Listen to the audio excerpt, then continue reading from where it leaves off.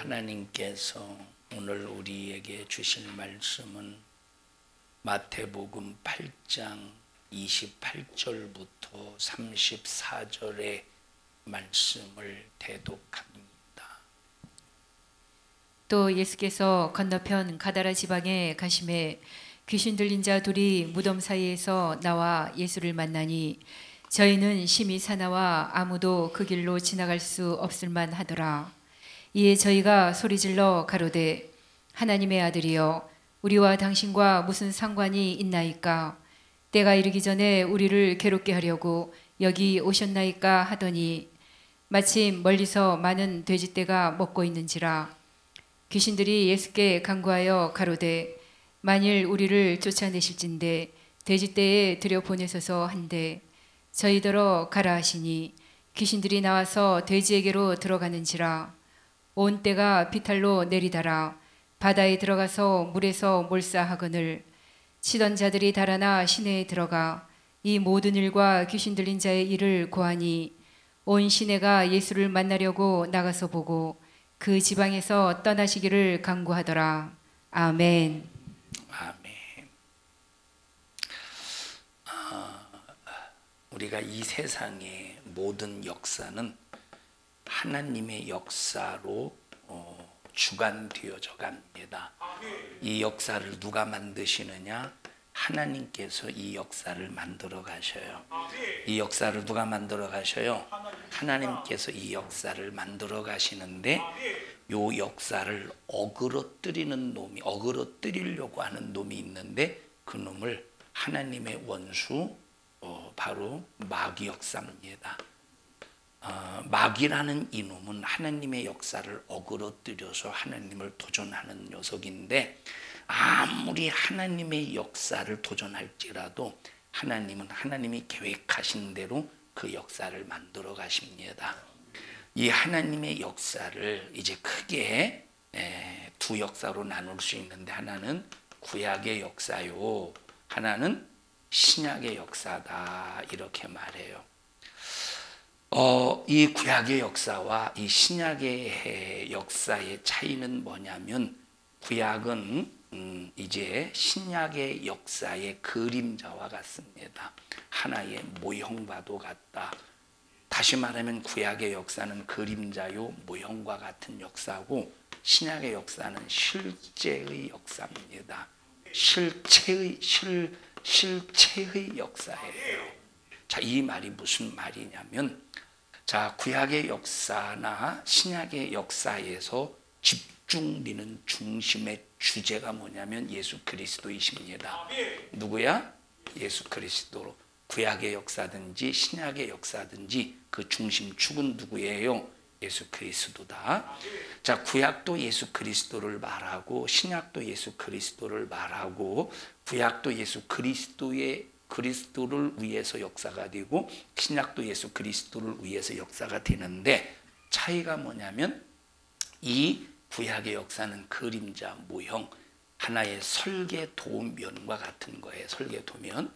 자, 그런데 신약의 역사는 실체 설계도면대로 집이 지어진 완성된 작품이에요. 자, 예수를 통해서 구원이 완성된 작품이다. 이렇게 말할 수가 있습니다. 자, 그래서 이 구약의 말씀을 알면 구약의 말씀을 알아야 예수가 누구인가를 알 수 있는 겁니다. 예수가 누구인가를 알 수 있어요. 그래서 자, 우리가 지금 이 신약의 역사, 예수님이 이 땅에 오셔서 십자가에 피 흘려 죽으시고 부활 승천하신 그 사건부터 마지막 끝날 때까지 이 시간을 무슨 시간이라고 말하느냐? 종말의 시간이다 이렇게 말해요. 어떤 시간? 종말의 시간. 종말의 시간은 언제부터 언제까지? 예수님이 이 땅에 오셔서 우리를 위해서 십자가에 피 흘려 죽으시고 구원의 길을 열어놓으셨을 때부터 마지막 심판 때까지 무슨 시간이다?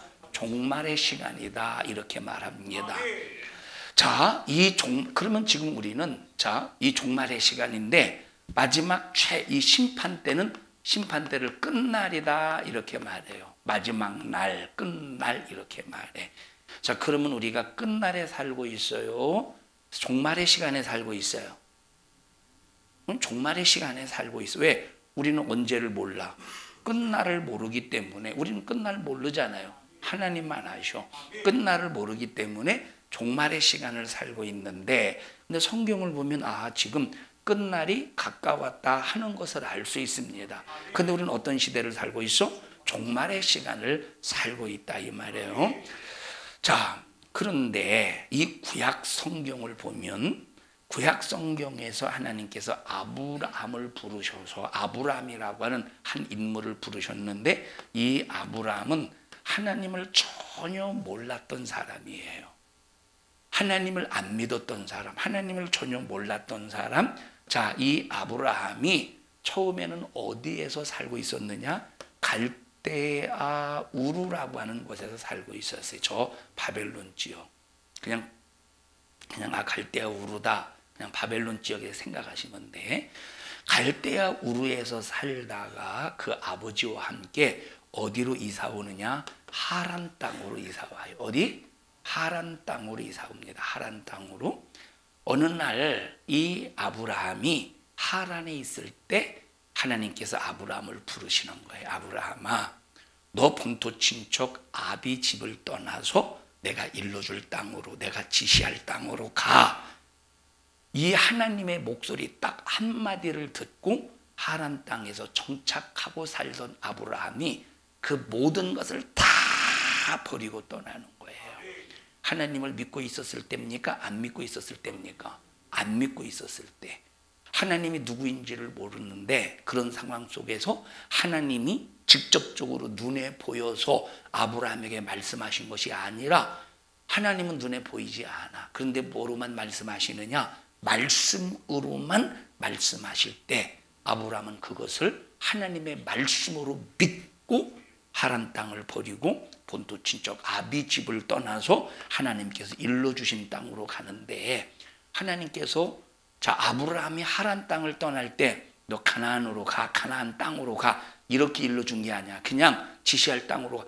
어디로 가라고는 목적지를 말씀하지 않고 무조건 떠나래. 그런데 그 발걸음을 인도하시는 분은 누구예요? 목적지는 모르는데 발걸음을 인도하시는 분은 하나님이셔서 그 발걸음을 인도하신 대로 온 곳이 어디냐면 가나안 땅이야. 가나안 땅. 자, 가나안 땅에 살면서 하나님께서 아브라함에게 말씀하셔요. 바로 이 가나안 땅을 너의 후손에게 줄게. 누구에게 줄게? 너의 후손에게 줄게.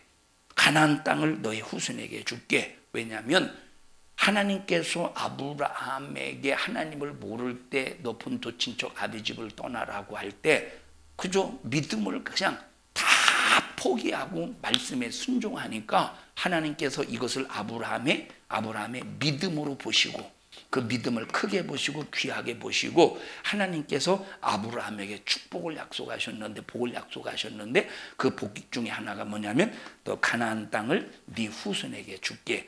그래서 아브라함에게 주신 이 가나안 땅이 지금 현재의 이스라엘 땅이라 이 말이에요. 누구 땅이야? 이스라엘. 어느 떤 이스라엘 땅. 그래서 가나안 땅은 하나님이 아브라함에게 주신 땅이에요. 아브라함. 여러분, 세상 천지 만물 누가 만드셨어? 하나님이 만드셨기 때문에 하나님이 당연히 자기 것을 아브라함에게 주신 거예요. 이건 이들의 권리입니다. 이들의 권리. 자, 세상에 수많은 사람들이 흩어져서 삽니다. 세상에 수많은 사람들이 인류는 셈족과 함족과 야벳족으로 나눠요. 셈족과 함족과 야벳족으로 나뉩니다. 자, 그런데 이 이제 이게 누구의 아들이죠? 노아의 아들이에요. 전 세계는 다 노아의 아들인 셈족, 함족, 야벳족, 셈과 함과 야벳족 속으로 전 세계에 다 퍼져 있어요. 다 퍼져 있어. 다 퍼져 있어요. 다 퍼졌어. 우리는 무슨 족일까? 우리 나와 여러분 무슨 족이에요? 우리는 셈족이에요. 셈족의 후손들이에요. 이스라엘은 무슨 족이에요? 무슨 족? 셈족이에요. 셈족. 아프리카 사람들은 이제 흑인들은 보통 이제 함족이라고 그래요. 저 유럽 사람들은 야베족이라고 그래요. 이렇게 다 흩어졌는데, 자, 이들은 하나님께서 야, 너 셈족은 이쪽으로 가, 야베 함족은 저쪽으로 가, 야베는 유럽 쪽으로 가 해서 하나님께서 그들에게 각자에게 흩어질 땅을 약속해서 줬어요. 지들이 맘대로 갔어요. 지들 맘대로 간 거야. 지들 맘. 그런데 하나님은 인류의 한 사람, 딱 한 사람에게만 약속하셔서 지시할 땅을 일러주셨어. 정착할 땅을 일러주셨어. 그게 누구예요? 아브라함이야. 그게 바로 현재 이스라엘 사람들이 살고 있는 이스라엘 땅이라 이 말이에요. 이스라엘 땅. 자, 그 이스라엘 땅을 보면 하나님께서 이스라엘 땅, 하나님께서 이제 그 이스라엘 땅, 처음에는 누구만 들어갔어요? 아브라함만 들어갔어. 아브라함과 그리고 이제 그 아브라함의 그 조카 룻만 들어갔어요. 그 가족. 자, 근데 자, 여기가 이제 이렇게 지중해. 어디요? 지중해. 이제 이렇게 갈릴리 바다가 있고, 갈릴리 호수가 있고, 요단강이 흐르고, 사해가 있어요. 사해가, 이렇게 이제, 여기 홍해, 시나이 반도가 있고, 여기 이제 사우디아라비아, 여기 시내 반도, 시나이 반도, 이렇게 애굽 땅이 있어요. 애굽 땅. 여기가 지금 이 부분이 하나님께서 아브라함에게 주신 약속의 땅이에요. 이 부분이 지금 현재 어디예요? 여기 이제 이스라엘 땅, 이스라엘. 하란이 어디냐면 하란은 이쪽 정도에 있어. 갈대아 우르는 이쪽에서. 이 갈대아 우르에서 아브라함이 어느 날 집을 다 버리고 갈대아에서 이사해서 여기 하란 쪽으로 이렇게 이사 와. 하란에 있을 때 하나님께서 아브라함을 부르셔서 지시할 땅으로 가라 했는데 어디까지 왔어요? 이스라엘 땅까지 온 거야. 오직 하나님이 명령한 명령을 믿음으로 순종해서 여기까지 온 거예요. 하나님은 이것을 아브라함을 그 의로 여기시고 하나님께서 아브라함을 축복해 나가시는 거예요. 자, 후손을 이 땅 주겠다고 약속하셨죠. 후손을 이 땅 주겠다고 약속하셨어. 자, 그런데 아브라함이 이삭을 낳고 이삭이 야곱을 낳고, 그래서 아브라함도 여기서 정착하며 삽니다. 그 아들 이삭도 여기서 정착하며 삽니다. 야곱도 여기서 살다가 야곱의 형 쌍둥이가 있는데 에서예요. 에서가 쌍둥이 형이야. 장자가 누구야? 에서예요. 이스라엘 백성들에게 있어서의 장자는 모든 걸 다 상속받을 권리가 있는 거예요. 자, 그러면 여기 아브라함에게 아들이 이삭이 있고 누가 있지? 이삭의 형 이스마엘이 있어요. 그러면 장자가 누구야? 이스마엘이 장자지. 그러면 이 땅은 이 누구가 정착하느냐? 이 땅에 누가 정착해서 이 땅에서 살 수 있느냐? 장자가 이 땅에서 정착하며 살 수 있는 거예요. 그러면 세상의 법적으로 볼 때는 이스마엘이 이 땅에서 민족을 이루면서 살아야 되겠어요? 이삭이 민족을 이루면서 살아야 되겠어요? 이스마엘이지. 근데 하나님께서는 누구를 장자로 인정하셨느냐면 이삭을 장자로 인정하셨어. 자, 이삭의 아들 야곱이 있는데, 이삭의 아들 또 누가 있어? 에서가 있어요. 자, 에서가 장자야. 쌍둥이지만 에서가 장자. 그럼 이 땅에서 그 후손이 이제 어느 순간이 되면 그 후손이 민족을 이루어서 여기서 이제 정착을 하게 되는 거예요. 근데 아직 때가 아니야. 이삭 때도 아니야. 자, 근데 여기 누가 장자야? 에서가 장자죠. 그럼 에서가 장자라면 에서의 후손이 여기를 점령해서 지배해서 여기서 자기 나라를 세워야 될 거 아니에요. 근데 하나님은 누구를 장자로 인정하셨어? 에서를 장자로 인정하신 것이 아니라 야곱이를 장자로 인정하셨어요.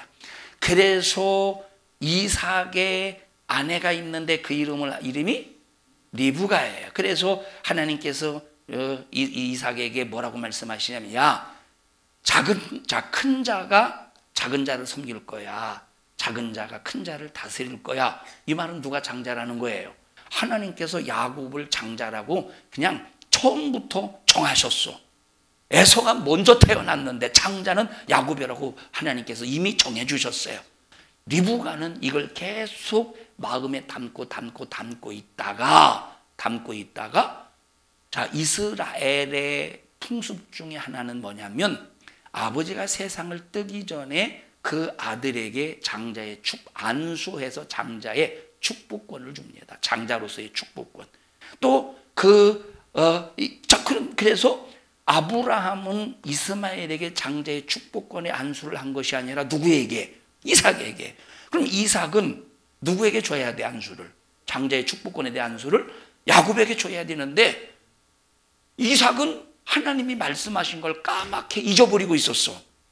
다시 말하면 누구에게 장자의 축복권을 줘야 돼? 야곱에게. 하나님이 야곱이 장자라고 했으니까 이삭의 입장에서는 야곱에게 안수해야 되는데 이 이삭은 누구에게 장자권의 축복을 주려고 했었어? 에서에게 주려고 했었어요. 근데 누구는 기억하고 있었어? 리브가는 기억하고 있었어요. 그래서 리브가가 야곱에게 말해요. 야, 야곱아, 지금 아버지가 장자의 축복을 이 장자에게 축복하려고, 장자에게 안수해서 축복하려고 에서에게 음식을 요리해 오라고 그랬어. 근데 하나님이 우리에게 말씀하시기를 장자는 형 에서가 아니라 너라고 했어. 네가 축복받아야 돼. 그래서 맛있는 이 리브가 엄마가 맛있는 별미를 만들어서 야곱에게 주어서 이제 에서가 사냥하러 간 사이, 사냥해서 그 잡은 고기를 가지고 요리하려고 이제 사냥하러 갔는데, 사냥하러 간 사이에 리브가가 고기를 잡아서 맛있게 음식을 해서 야곱에게 줘서 이삭에게 들여보내는 거예요. 그리고 야곱에게 장자의 축복권을 주는데, 그러면 이삭이 이때 당시는 나이가 너무 많이 들어서 앞을 분간을 못해. 이 시력이, 이 나이가 들으니까 시력이 분간을 못해요. 그러니까 이것이 에서인지 야곱인지를 몰라. 야, 목소리는 분명히 야곱인데 이리 와봐. 만져보니까 벌써 위장했거든. 전술. 리브가가 양의 가죽을 벗겨가지고 그 털을 갖다가, 왜냐면 야곱이는 아주 여자 피부처럼 뽀얀한데 에서는 털이 듬승듬승 나가지고 이 양의 가죽을 이렇게 씌워서 털 난 것처럼, 야, 목소리는 야곱인데 이게 만져보니까 털이 있는 거 보니까 이거 에서인데, 뭐 어쨌든 에서라니까 하고 에서인 줄 알고 장자에 대한 축복을 했다 이 말이에요. 이해하셨죠? 에서가 이 딱 짐승을 잡았어요. 들에 나가서 짐승을 잡아가지고 이제는 이걸 열심히 잡아가지고 아버지에게 맛있는 거 해드려야지 하고 음식을 해가지고 아버지에게 그 고기를 딱 들고, 아버지, 에서 형이라네. 에서 왔어요. 맏아들 왔어요. 축복받으러 왔어요. 근데 이미 장자의 축복을 이미 했어요, 안 했어요? 아니, 아까 에서가 와서 내가 축복했어. 에서가 와서 축복했어. 넌 도대체 누구냐? 딱 생각해 보니까 이 야곱이라는 놈이 자기가 받아야 될 이 장자의 축복권을 빼앗아서 이제 지가 받은 거예요. 야곱이가 받은 거야. 노발 대발 혈기승질, 야곱이를 죽이려고 야곱이를 찾아 헤맨. 근데 이미 야곱이는 어디로 도망갔느냐? 저 아까 말했던 하란 땅으로 도망갔어요. 하란은 누가 살던 곳이야? 아브라함이 살던 곳이야. 아브라함은 누가 살던 곳이냐? 아브라함의, 자, 여기 이 아브라함의 여기 지금 저 며느리 리브가가 살던 곳이 하란으로 이미 도망간 상태예요. 자, 세월이 흘러서 약 한 20년이 지났어요. 20년 동안 야곱이는 하란에서 살면서 아내도 얻고 자식도 12명, 아내도 얻고 자식도 12명, 딸 디나까지 13명. 20년이 지난 다음에 야, 이제는 형이 마음이 좀 가라앉았겠지 하고 수많은 재산과 이제 하란으로 갈 때는 호련 단신 노릇이 갔지만 20년 동안 하나님께서 축복해 주셔서 많은 재물도 자식도 이제 또 처도 이 많은 재산을 확보했다 이 말이에요. 그리고 고향으로 돌아오는데 형이 에서가 동생이 돌아온다는 소식을 듣고 그동안 반드시 나는 야곱을 죽이리라. 20년 동안 칼을 갈고 있었어. 반드시 야곱을. 왜 죽여야 될까? 분한 것도 있지만 죽여야 될 에서의 입장에서는 죽여야 될 이유가 있어요. 분한 것도 있어. 이 자식이 이게 어디서 이게 도둑질하고 있어. 이 자식이 창자의 이 축복권을 해서 그거에 대한 분한 것도 있지만 죽여야 되는 분명한 이유와 목적이 있어. 그게 바로 뭐냐면 야곱이 뭘 받았어? 장자의 축복권을 받았기 때문에 야곱을 죽여야 그 축복이 누구에게로 돌아와요? 에서에게 돌아오니까 반드시 죽여야 되는 분명한 이유와 목적이 있다 이 말이에요. 그냥 막 분노해서 진노해서 이거 죽여야 된다. 자기가 혈기나고 성질나서 죽이는 데 있는 게 아니라 야곱이를 죽여야 야곱이가 받았던 축복이 누구에게로 와? 에서에게로 오니까 야곱이를 죽이려고 하는데 그래서 400명을 20년 동안 칼을 가는 연습을 해. 칼을 간다니까 이 숫돌로 가졌다는 소리가 아니라 칼 연습을 시키는 거야. 사람을 야곱이를 오직 이 목적 하나만 가지고. 이렇게 해서 에서가 이제 하란에서 오는 야곱이를 잡아서 죽이기 위해서 야곱이를 잡아 죽이기 위해서 이게 쫓아오는데 야곱이가 듣는 거야. 형이 400명의 군사를 이끌고 너 죽이려고 오고 있다고. 얼마나 가슴이 철렁 내려앉겠어요.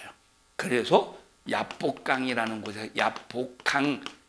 곳에서 전부 지금까지 20년 동안 자기가 벌었던 재산을 형에게 보내고 자기 자식에게 보내면서 자, 형 봐봐, 저 재수씨잖아, 조카잖아, 살려줘 하면서 뇌물도 주고 또 가정 혈연 이런 관계를 이용해가면서 형의 마음을 수그러뜨리려고 했지만 수그러들지 않는 거예요. 왜? 야곱에게는 뭐가 있어요? 무슨 목적이 있어? 너를 죽여야 아버지 이삭으로부터 흘러내려가는 장자의 축복을 내가 받을 수 있어. 그래서 죽이려고 그럼에도 불구하고 그거 무시해버리고 야곱이를 찾아가는 거예요. 그때 야곱이는 하나님 앞에 기도하는 거예요. 하나님 살려주세요.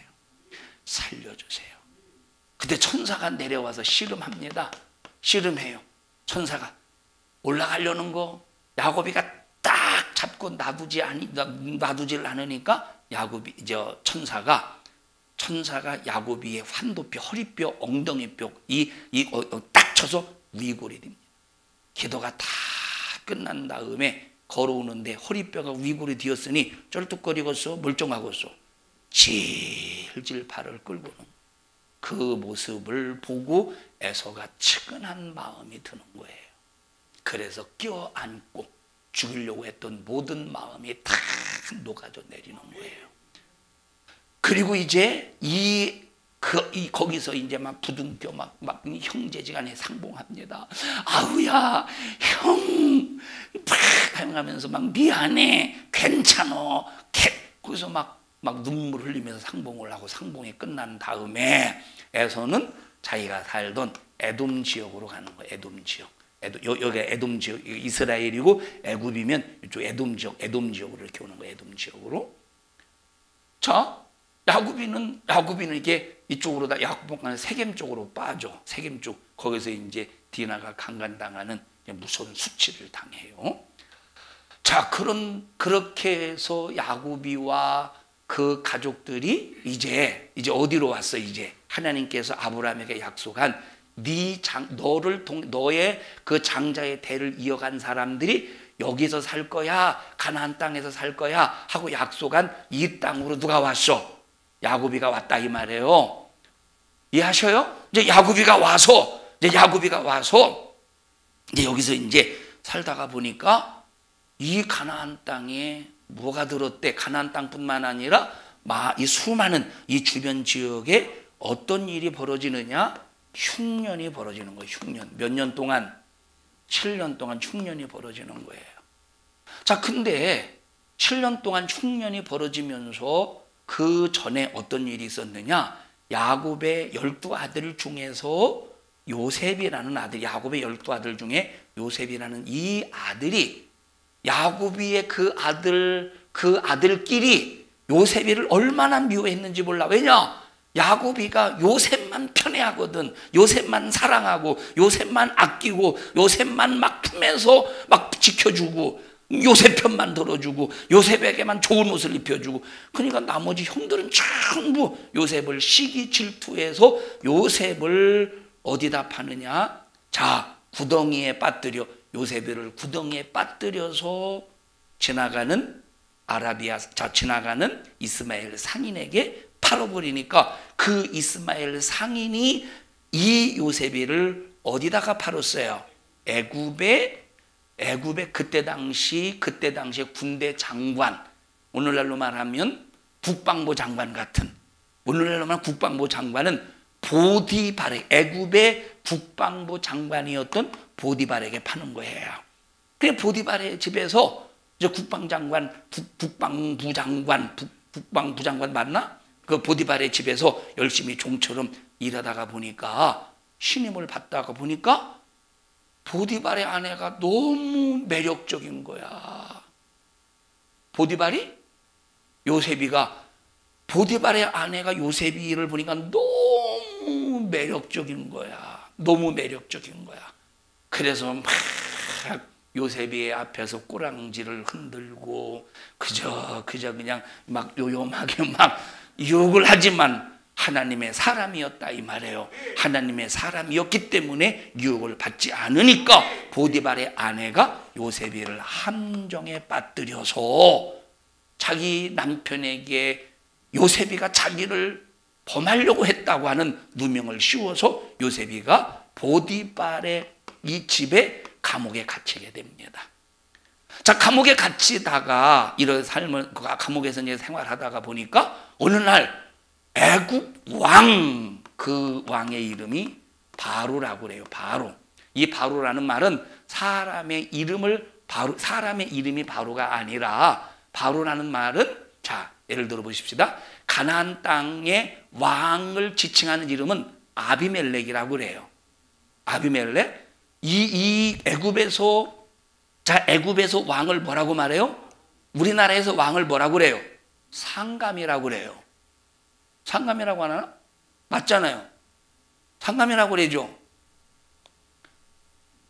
대답 좀 해봐요. 상감이라고 그래요. 종이라고는 안 하잖아.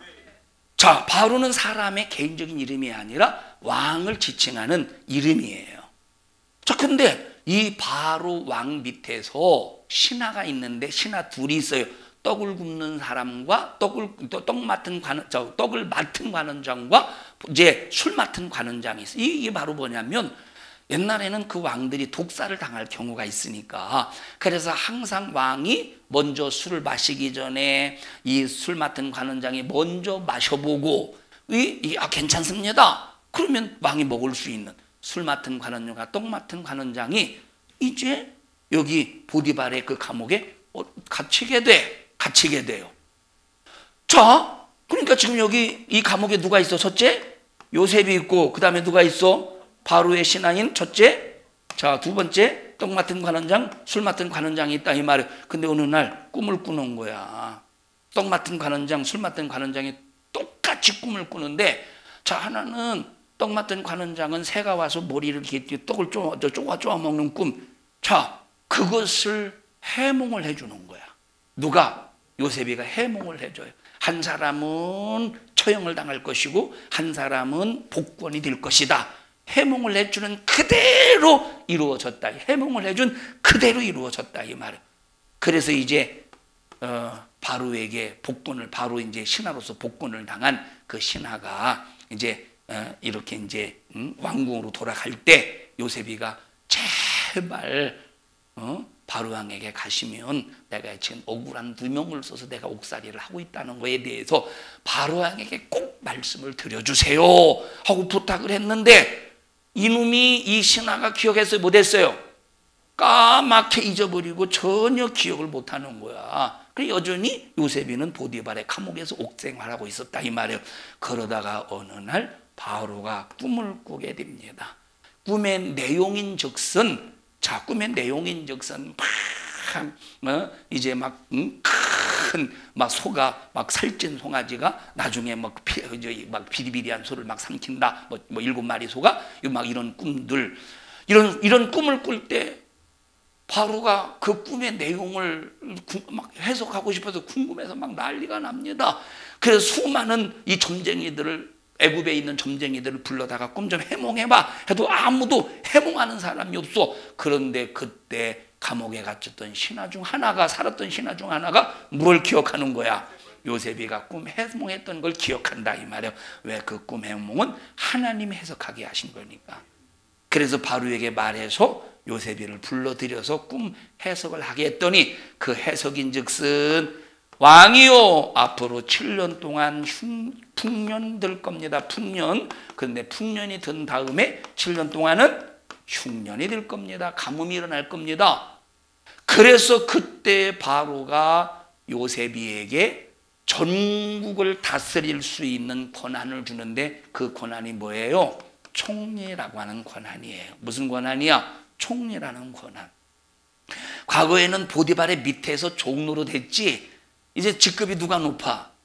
이제 요셉이가 훨씬 높죠. 요셉이가 훨씬 높지. 요셉이가 그런 상황에 있을 때 7년 동안엔 이 야곱의, 요셉이가 없는 야곱의 가족들이 가나안 땅에서 그냥 열심히 벌어먹고 살고 농사짓고 살고 양을 치고 그렇게 살고 있었는데 7년 풍년 때는, 근데 문제는 7년 흉년 때가 문제야.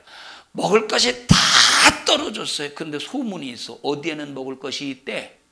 7년 동안 풍년이 들었을 때 열심히 곡식 창고에 쌓아두어서 흉년이 들었어도 그 창고에 쌓아둔 그 곡식을 먹고 살 수 있는 그런 지혜를, 그런 꾀를, 그런 계획을 누가 세워서 이루었어? 요셉이라는 사람이 이루었다 이 말이에요.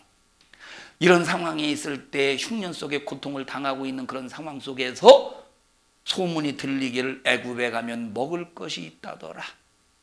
자, 그런데 지금 이 요셉과 그 형제들은 요셉이가 애굽에 있는 걸 알아요, 몰라요? 몰라.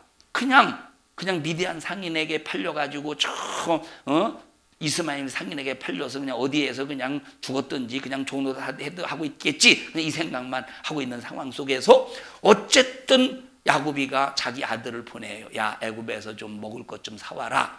그래서 보내. 와서 보니까 이제 요셉이는 알아봐요. 근데 형들은 요셉이를 몰라봐. 왜? 세월이 많이 흘렀거든. 요셉이는 형들을 알아보는데 형들은 요셉이를 몰라. 그래서 모른 척하고 이제 여러 가지 이제 이런 상황을 연출하다가 나중에는 이제 형들과 이제 상봉을 하면 내가 요셉입니다. 그래, 미안해 요셉아. 내가 너를 구덩이에 우리가 너를 구덩이에 빠뜨려서 참 이렇게 상인에게 팔렸는데 미안해. 괜찮아 형. 이것 때문에 내가 여기까지 와가지고 이건 다 하나님의 뜻이야 하면서 막 부둥 껴안고 울며 불면서 막 거기서 이산 가족이 상봉했다 이 말이에요. 이산 가족 막 상봉했어요. 큰 눈물바다. 그래서 이제 형들이 다시 와가지고 아버지, 기쁜 일이 있습니다. 무슨 일이냐? 아버지, 요셉이 살아있어요. 믿어져 안 믿어져? 안 믿어지지. 이놈이 또 요셉을 죽이듯이 이게 또 누구를 죽이려고 이런 계략을, 거짓말을 하고 자빠져 있어. 이게 도대체 안 믿는다 이 말. 그런데 어쨌든 함께 흉년을 피해서 이 애굽의 야곱의 모든 식구들이 흉년을 피해서 이 애굽으로 들어오게 돼요. 그때 애굽으로 들어왔던 그 인원이 야곱의 식구가 몇 명이야? 70명이라 이 말이에요. 70명. 바로는 지금 요셉을 신임하잖아요. 그래서 그때 당시에 가장 비옥했던 곳이 어디냐면, 자, 여기가 이제 삼각주야. 이게 나일강인데 나일강에서 이렇게 물이 흘러나와서 여기 이렇게 바다로 빠져. 여기가 바다입니다. 여기 지중해 이렇게 바다에 빠지는 지중해, 여기가 삼각주인데 이 삼각주에 자리 잡고 있는 이 땅이 고센 땅이에요. 그리고 얼마나 비옥하겠어. 이 땅을 바로 왕이 요셉의 가족 70명에게 주는 거예요. 70명. 자, 여기서 이제 정착하면서 사는 거예요. 여기서 정착. 처음에 몇 명으로 시작했어요? 70명으로 살고 있어. 그런데 하나님께서 아브라함의 후손에게 주시겠다고 약속하신 땅은 어느 땅이야? 애굽 땅, 고센 땅이에요? 가나안 땅이에요?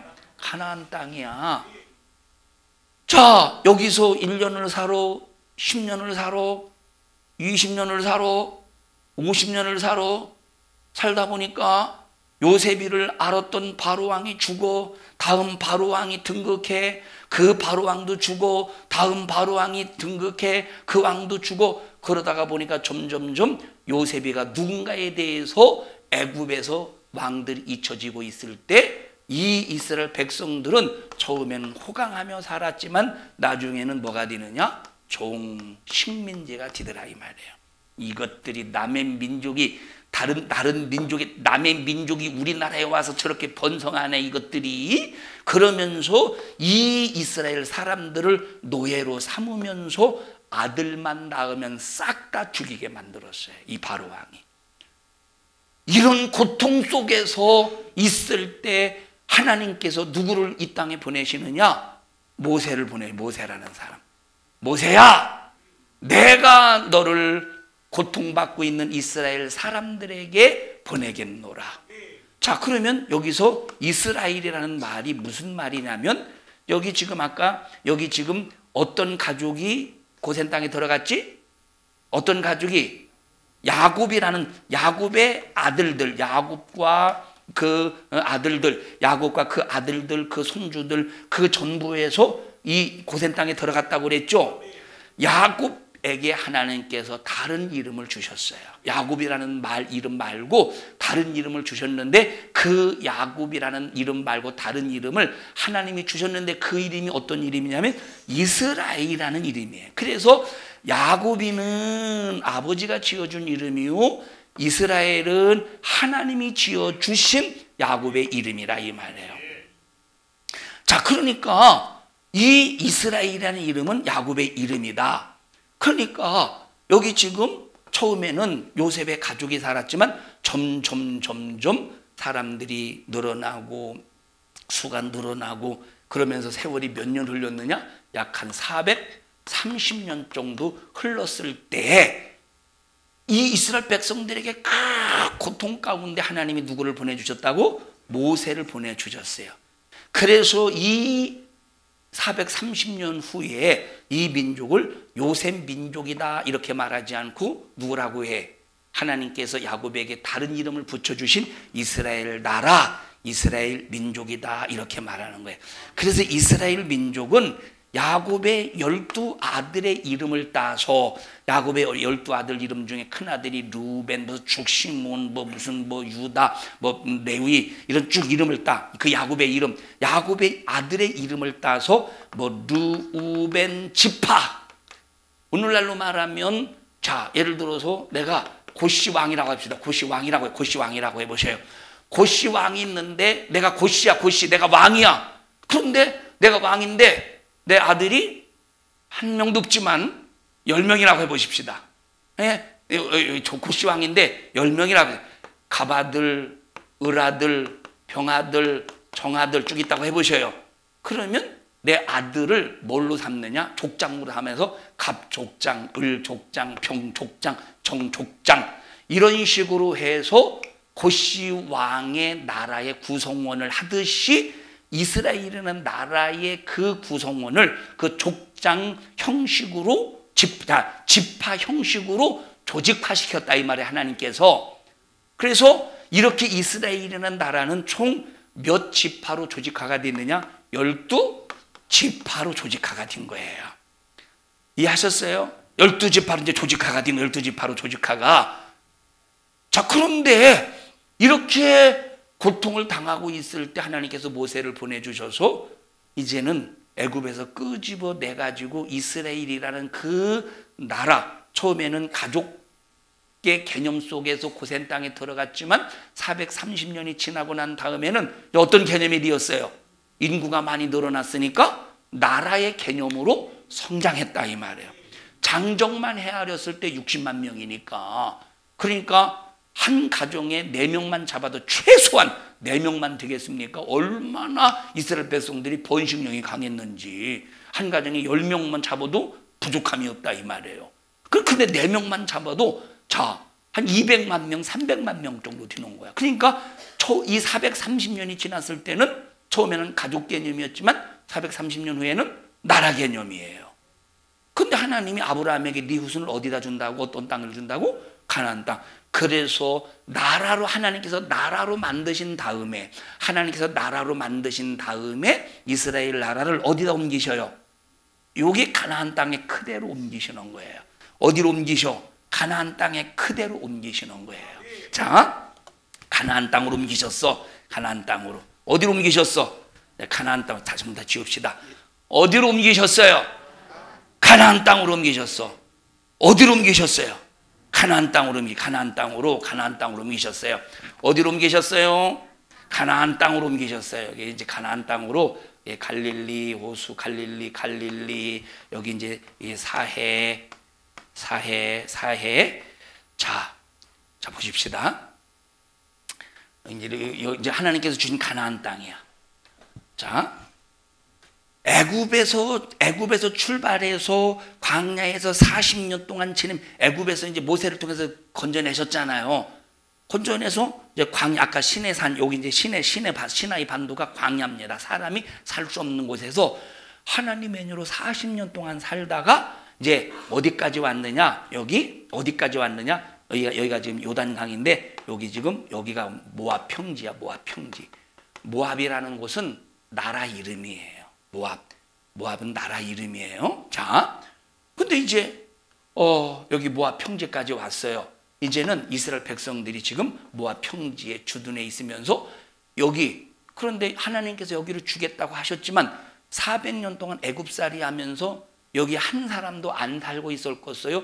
다른 놈들이 유입이 되어서 살고 있었겠어요? 다른 놈들이 유입이 되어서 살고 있었는데, 그 유입이 되어서 살고 있었던 족속이 크게 7족속이 있었대. 몇 족속이 있었대? 가나안 족속도 있었고, 기르가스 족속도 있었고, 히위 족속도 있었고, 부리기스 했나? 했어요? 부리기스 족속도 있었고, 또 헷 족속도 있었고, 또 금방 기르가스 한 것 같은데, 기르가스 족속도 있었고, 헷 족속도 있었고, 가나안 족속도 있었고, 하여튼간 7족속이에요. 근데 하나님이 이것들에게 이 땅을 주셨어. 아브라함의 후손에게 주셨어. 하나님의 것을 아브라함에게 주셨으니까 이것들을 몰아낼지라도 아무 문제가 없는 거야. 예를 들어 보셔요. 이거 내 거라고 합시다. 이거 내 거예요. 이거 내 거. 주희야, 이리 와봐. 이거 누구 거야? 근데 왜 네가 가지려고 그래? 준 거 아니야. 그냥 이렇게 내밀었지. 자, 이거 누구 거야? 내 거지. 내 거야. 내가 너를 줘도 안 줘도 아무 상관없어. 내가 집사님에게 주고 싶으면 집사님에게 주는 거 불만 있어? 왜 없어? 네 게 아니기 때문에. 근데 만약에 너 안 주고 아버지 줬는데 아빠 줬는데 불만 있으면 너는 정신 나간 놈이지. 들어가. 자, 여기 보세요. 이 땅 누구 거야? 누가 줬어요? 누구에게 줬어? 하나님께서 하나님의 땅을 아브라함에게 주신 거야. 아브라함에게 줬기 때문에 가나안 족속에게 줬어요? 히위 족속에게 줬어? 헷 족속에게 줬어? 기르가스 족속에게 줬어? 안 줬죠. 그렇기 때문에 이것들을 쫓아내고 하나님께서 아브라함에게 줘도 이건 아무런 문제가 안 되는 거예요. 자, 여기 지금 모압 평지에서 하나님께서 주시겠다고 약속하신 이 땅을 하나님께서 여호수아에게 명령하셨어. 이제 모세는 여기서 죽었고 그 바통을 이어받아서 후계자를 여호수아를 세워서 여기를 점령해 가시는, 이 사람들이 여호수아가 야, 하나님이 우리에게 줬으니 이제 니들 나가 하면 나가겠어. 미친놈들하고 그냥 버티겠어요. 버티지 누가 나가겠어. 이 애네들은 지금 치다는 줄 알지. 근데 하나님은 아브라함에게 약속하셔서 주셨다 이 말이에요. 그러니까 나간다고 나가겠어. 근데 이 가나안 족속 애들은 안 나가. 7족속은 안 나가지. 그러니까 점령해서 몰아내서 점령해 가야 되는 거예요. 그 명령을 여호수아가 받았다 이 말이에요. 자, 그렇게 해서 차지해요. 그렇게 해서 차지하는데 요단강, 이게 무슨 강이에요?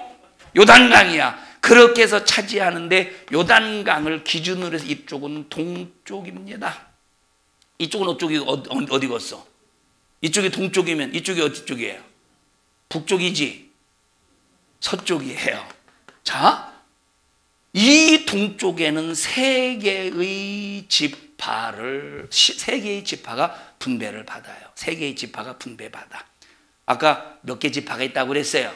12개 지파 중에서 3개 지파가 분배를 받는데 12개 지파 중에서 3개의 지파가 분배를 받는데 므낫세라고 하는 지파가 있어요. 므낫세 지파는 자, 므낫세 지파 10명이라면 2분의 1을 나눠 가지고 한쪽에 반 므낫세 지파가 10명이라면 10명 중에서 반은 므낫세 이쪽에서 정착해서 살고 반은 이쪽에서 정착해서 살아요.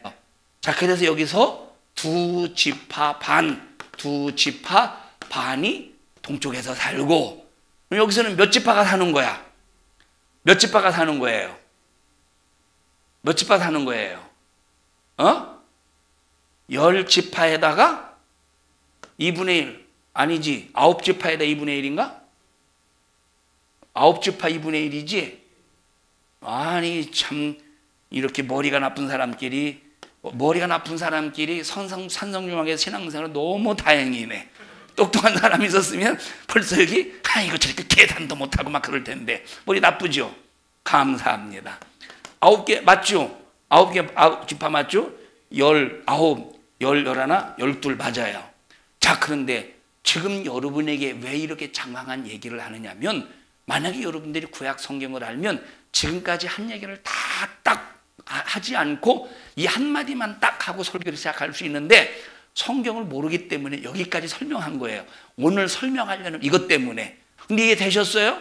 자, 여기 지금 두 지파 반이 있고 여기 저 유다 지파 안에 또 하나 지파 있고 이게 다 이제 9개 2분의 1 지파가 있어요. 하나, 둘, 서이, 너희, 다섯, 여섯, 일곱, 여덟, 아홉 뭐 하나 더 있어요. 이렇게. 자, 그런데 지금 여러분에게 말씀을 드리려고 하는 것이 바로 뭐냐면 이스라엘 백성들이 이렇게 살다가 보면 잘못을 하겠어요, 안 하겠어요? 죄를 범하겠어요, 안 하겠어요? 죄를 범해요. 사람도 죽일 수 있고. 자, 그런데 이스라엘의 법을 보면 자, 이는 뭐로 갚으래? 이로 갚으래. 그럼 사람을 죽이면 뭘로 갚아야 돼? 죽음으로 갚는 거예요. 그런데 하나님은 죽이는 데 목적이 있는 분이 아니에요. 어디에 목적이 있어요? 살리시는 데 목적이 있어요. 하나님은 죽이시는 데 목적이 있는 게 아니라 어디에 목적이 있어요? 살리시는 데 목적이 있어요. 그래서 아무리 죄를 범했다고 할지라도 너는 죄 졌으니까 넌 죽어야 돼 하고 하나님께서는 그를 죄값으로 죽이는 데 목적이 있는 게 아니라 살리는 데 목적이 있기 때문에 죄를 범해서 도망 다니는 자를 위해서 하나님께서 각 구역 지파마다 구역마다 하나님께서 만드신 어떤 공간이 있는데 그 공간을 뭐라고 말해요? 피난처라고. 그 공간을 뭐라고 말해요? 피난처라고 그러는 거예요. 피난처. 자, 예를 들어 보십시다. 주희야 일어나서 저기 주희야 일어나서 여기 유혜정 집사님을 이 칼이라고 해보자. 칼이라고 해봐. 그냥 너무 이렇게 하면 혹시 모서리 공포증 있을 수 있으니까 이런 식으로 해. 이렇게 했다가 괜히 모서리 공포증 이렇게 해서 한 대 이렇게 쭉 이렇게 좀 찌르는 흉내하고 흉내를 내고 잘했어요. 그러면 지금 여기는 지금 얘가 이렇게 유해정 집사님을 죽였다 이 말이에요.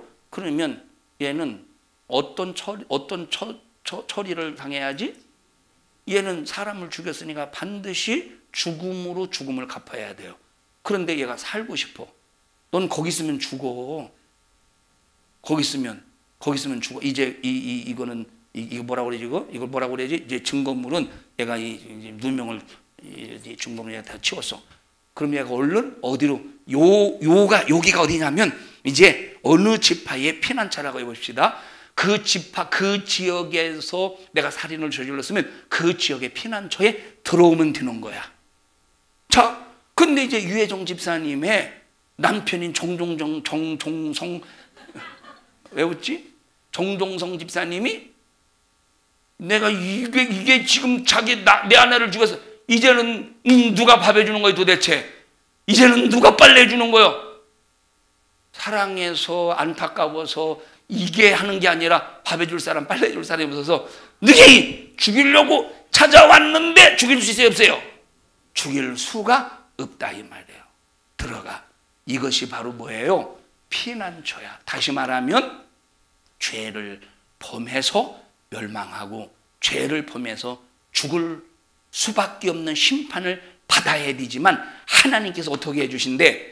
보호해 주신대. 그것이 바로 보호처 또는 피난처라고 한다 이 말이에요.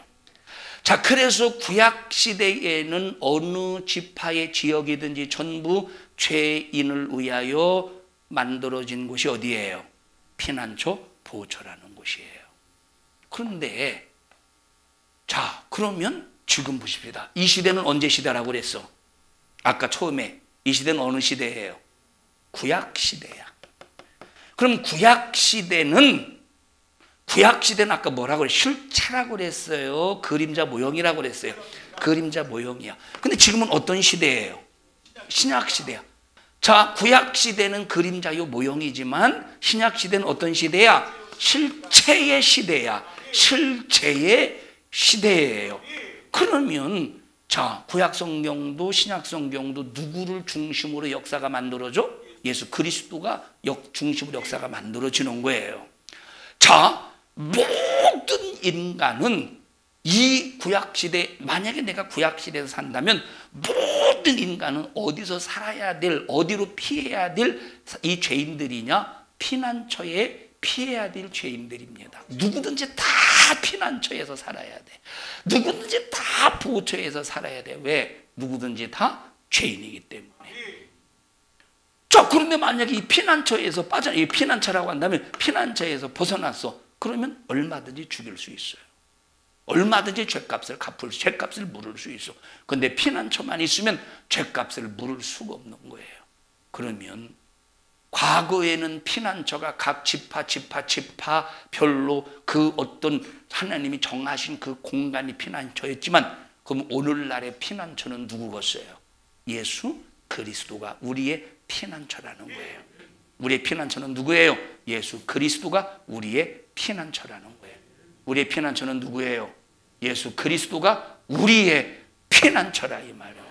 다시 말하면 나와 여러분들은 죄 때문에 여러분 보십시다. 이리 와봐 주희야. 얘가 죄인이에요.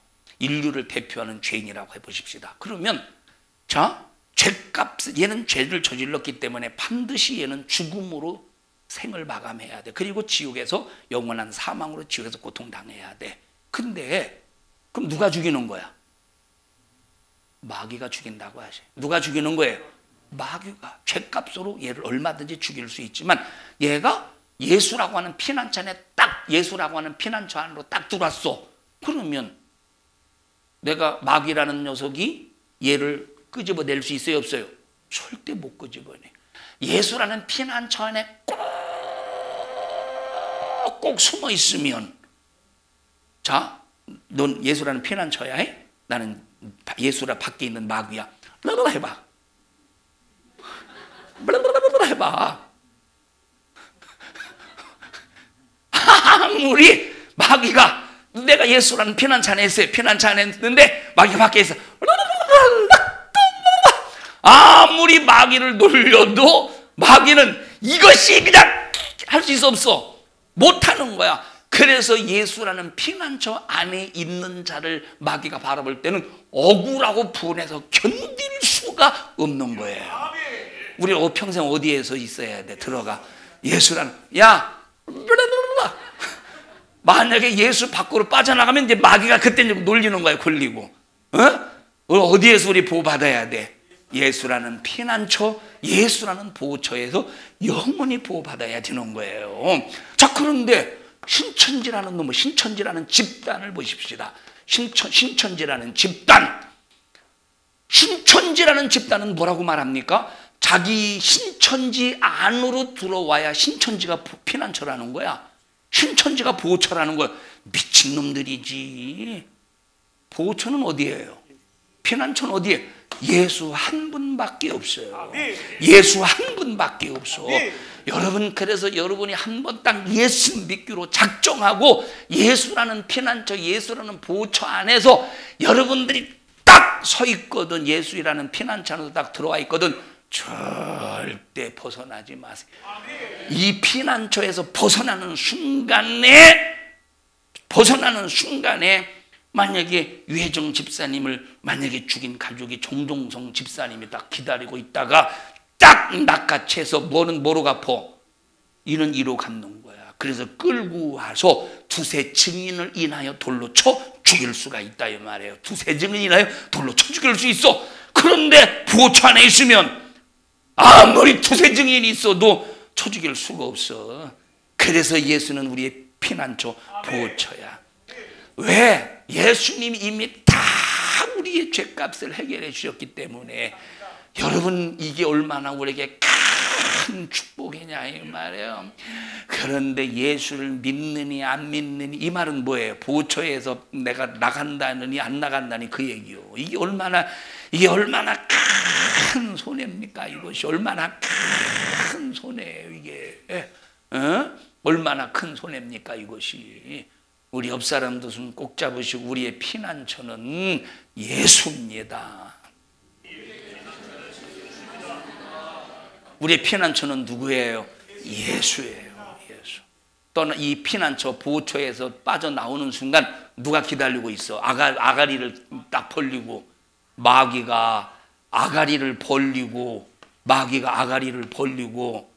자, 여기 피난처요. 마귀가 아가리 딱 벌리고 있어봐. 이거 참, 입 벌리고 있어봐. 그 하품도 그거보단 그것다 이 녀석아. 그러니 여러분, 우리가 예수 안에 있다는 건 너무 행복한 일이에요. 축복된 일이라니까. 우리가 누구예요? 우리가 누구예요? 우리는 벌써 살인하는 이 죄, 살인죄. 오늘 일부 예배 시간에 말했어요. 우리 오늘 일부 예배 시간에. 여러분, 사람에게는 누구든지 다 능력이 있다고 그래요. 사람에게는. 예수 안 믿는 불신자에게 능력이 있을까요? 없을까요? 예수 안 믿는 불신자에게 능력이 있어요? 없어요? 예수 믿는 사람에게 능력이 있어요? 없어요? 예수를 안 믿어도 능력이 있고 예수를 믿어도 능력이 있어. 근데 차이가 뭐냐면, 예수를 안 믿는 사람에게는 무슨 능력이냐? 죽이는 능력이 있어요. 예수를 믿는 사람은 살리는 능력이 있어. 여러분, 예수를 믿는다고 해도 정말로 하나님의 약속의 말씀, 예수 십자가의 피에 관한 믿음이 없으면 그 사람은 죽이는 능력으로 사는 사람이에요. 여러분, 제가 아까 선주에게도 물어보고 또 효린이에게도 물어봤어요.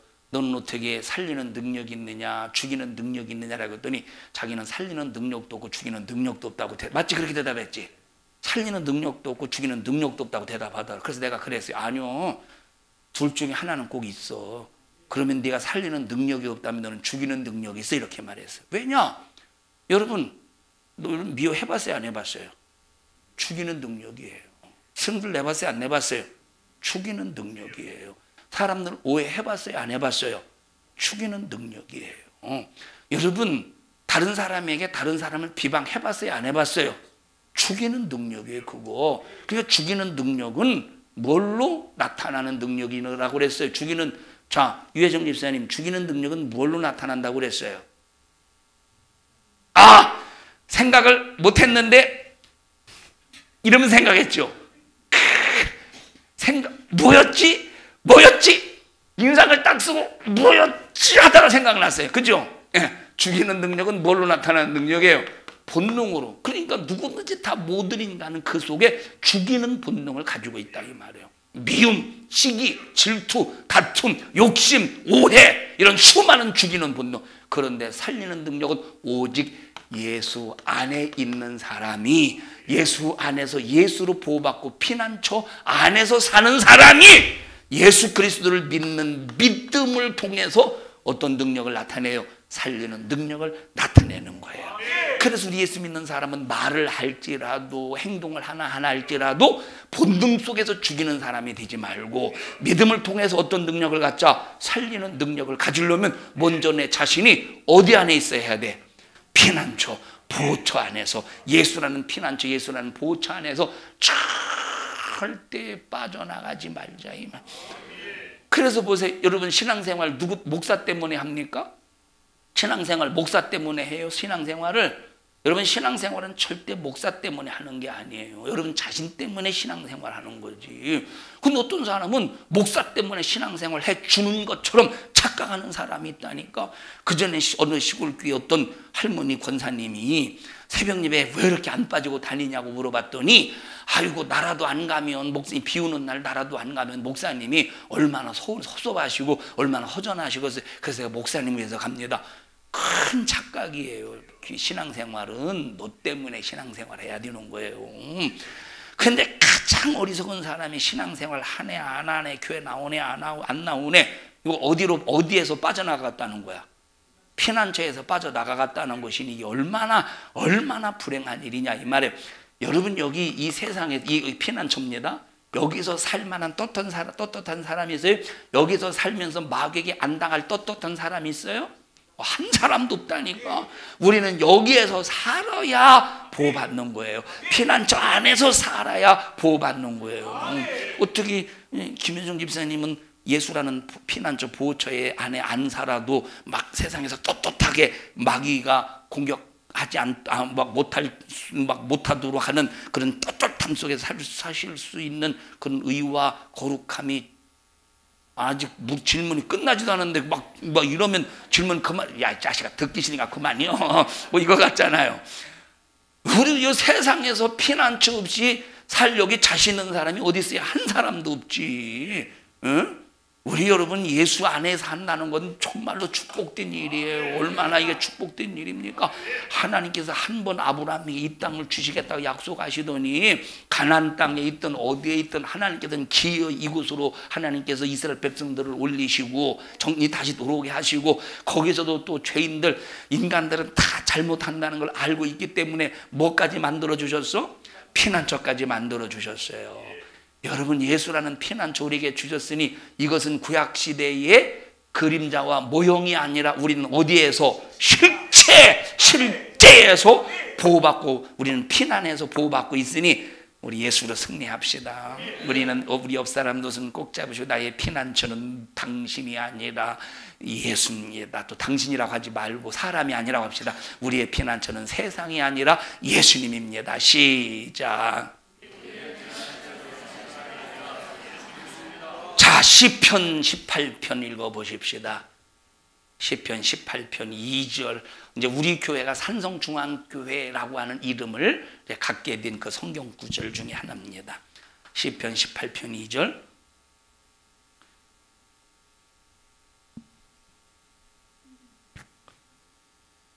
시작.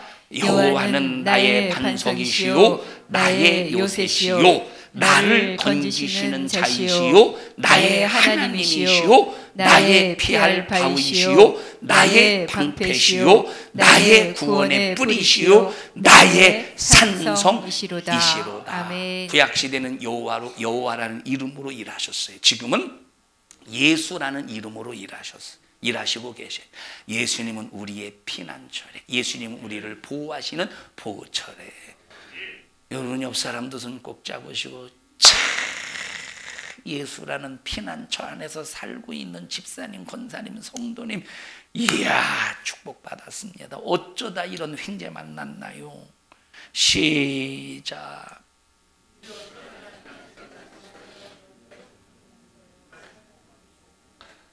피난처 예수, 뭐 그 찬양 있지 않냐? 뭐 있는 것 같아요. 피난처 예수, 예수는 나나나요. 뭐 있었던 것 같은데. 뭐요?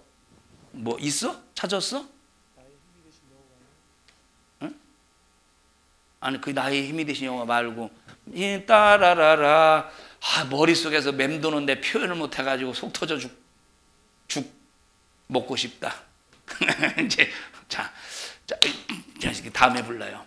여러분 예수 밖으로 우리는 비껴가 예수 밖에서 예수 밖으로 나오지 마시고 끝까지 예수 안에서 예수로 보호받기를 주님의 이름으로 축원합니다.